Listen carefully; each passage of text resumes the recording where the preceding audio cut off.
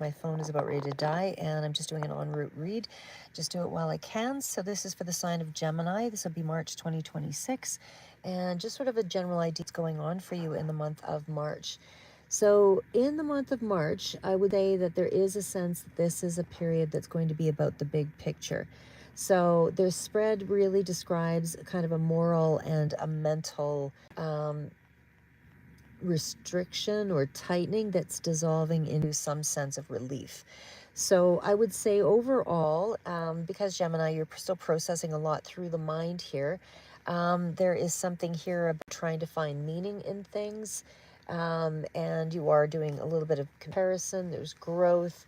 And I feel like internally there you might be looking for some kind of emotional simplification, just a real quieting of how to enjoy things again. Just because I see there are some things that you're still struggling through here. And then again, ultimately does end on abundance. And the card below that would be ordinariness at the bottom of the deck. Okay, so what I'm seeing here, again, it's not a dramatic month for you in terms of a breakthrough, but it is more of a release month for you. So I feel like because the miser is, again, a 4, it's more about control, restraint, rigid, fear of loss, that kind of thing. Where when I look at the morality card, there's something here about looking at things from a point of shoulds, again, internally judging things and imposing rules.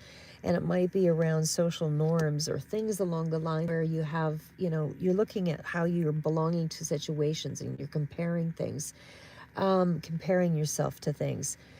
Now, I would say because there's a lot of those emotional cards with guilt and all of that kind of coming through here again, just to kind of recap with the it's like the miser here is more of an emotional hoarding. So it's not hoarding of money, it's a hoard of emotions. So I feel like, the insight here is that I feel like you're afraid that you're going to lose control or things will fall apart.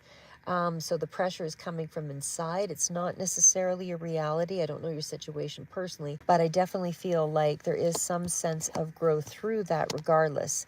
The level of guilt here is about inner doubt, and there's a lot of self-questioning, and I see a lot of mental loops.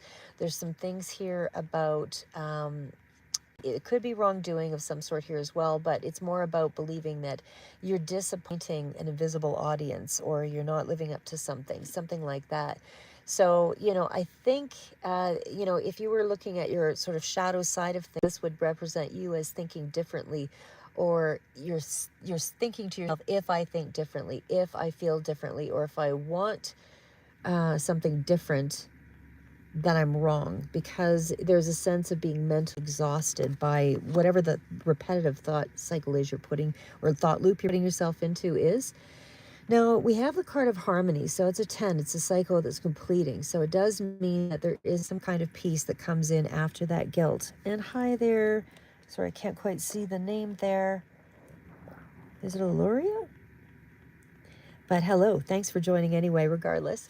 But I do feel like this is, a mental and emotional cycle, again, as I said, that's completing. So it doesn't mean that everything's back on track and everything is perfect, but it does sort of speak to an inner argument that you have with yourself that is starting to quiet. There is a real shift here in the month of March. And again, we've got the card of sorrow. This is also a card of a 9. So it's close to that completion as well.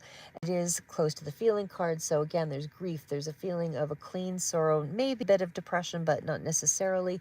But it's like you've carried this sadness for some time. And it's in that space of how much more do you want to stay in that space? And then you start to kind of break through with the possibilities. So there is more of an expansion here with the card of possibilities. This is your imagination. Things starting to open up to you, or at least your mental space starts to return again. Options feel visible. There's more of a curiosity that's replaced with, instead of all that ruminating and going over and over and over, it's like you get a bit more of your energy coming back here. And of course, it is followed up by the card of abundance. So there is definitely something here that speaks to an inner richness or a creative flow, something about, abundance kind of returning where the ideas, emotional, availability. There's more of a renewed interest in life. Things are starting to just look up overall. So it's like you have something to work with or work on again. And it's almost like there's a sense of healing that's coming through based on simplicity. So it's not necessarily a reinvention, but it's just leading your life in a very simple way where the routine is familiar. It helps you to feel grounded. There's a familiar environment. It's, just taking some, how do I say, just trying to take some sense of interest in predictable pleasures and also the ordinary pleasure, things like that. So there's more of a predictable rhythm here. Nothing flashy, nothing extreme. It's almost like being ordinary is the best medicine here for you. So again, overall, I feel like you're loosening that internal control. You're questioning some of your own rules and you're releasing guilt around that, realizing the things that you were cycling over is never something that really belonged to you. So it's like you're grieving you're grieving lost ease or lost world or lost idea of something, but you're also slowly reopening to life again here. So it is almost like, again, it's a release valve for mental decompression, something like that. It's a release valve for the mental, emotional buildup that you were experiencing. So it's a decompression. So again, I feel like the internal language is more about, you looking at how harsh or how kind your self-talk is, something to be aware of this month. And it's also about how much you compare yourself to others, because I see that jealousy and that kind of thing sort of rearing its ugly head a little bit here. But it's also allowing rest without having to justify it. So if you're in need of healing or you need the time to heal, again, I feel like the month of March is really about no, it's Osho cards, actually, not magic cards, Osho cards.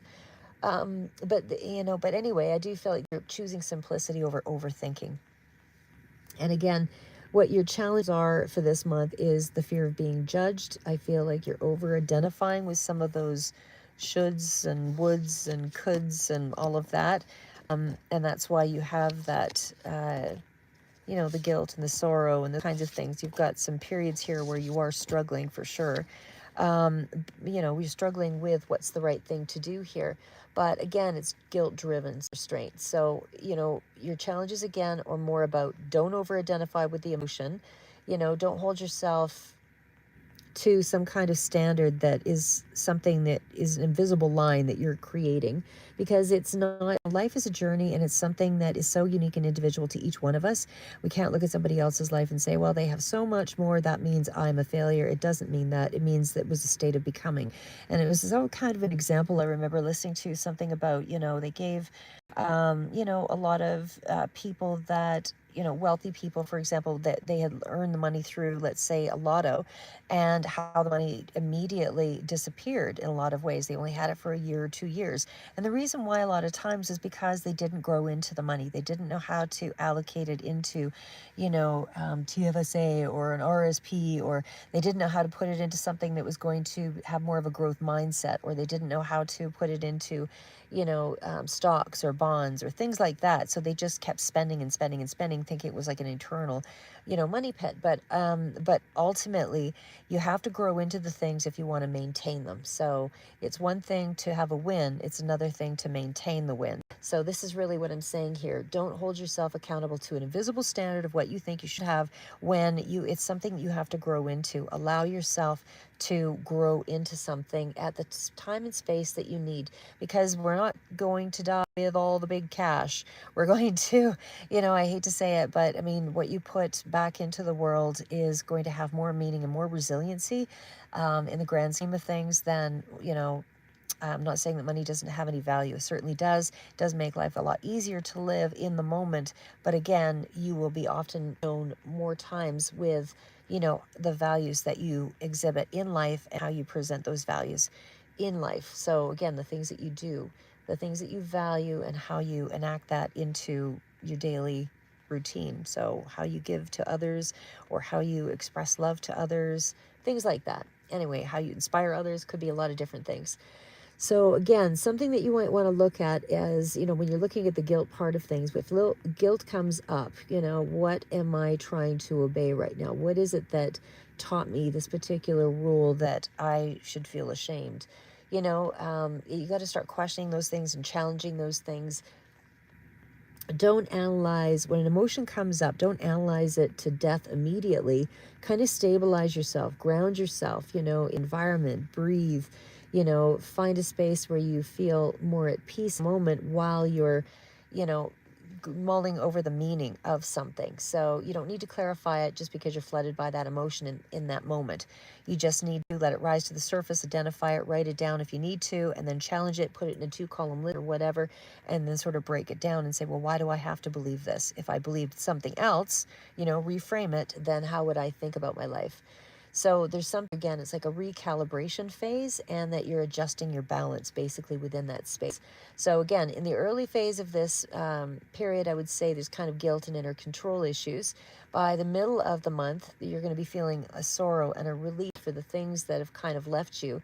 And then in your later phase of your life, there's going to be more harmony, possibilities, and abundance to look forward to. But again, it's where your mindset is. So if you take yourself a little more light, if you see a little more levity in the day, listen to a few jokes, listen to something that, inspiration or music or something that puts your mind at some ease. This is going to quietly liberate you, Gemini, and this will give you more ease, restore your curiosity to explore things again, gives you that emotional breathing room, and it just helps you to feel a lot less guilt over things. So you don't have to tighten everything to make sure you're safe, but you do need to support some new strategies that are more building a strong foundation for you. So that's what I have for the um, and I just want to throw out there too, clinging to the past kind of was the bottom card of the deck there as well.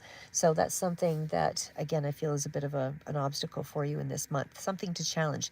Keep moving forward, never give up, and don't let your peace, be robbed by your own thoughts. And until next time, we'll see you in the next read. It's not how good you are, it's how good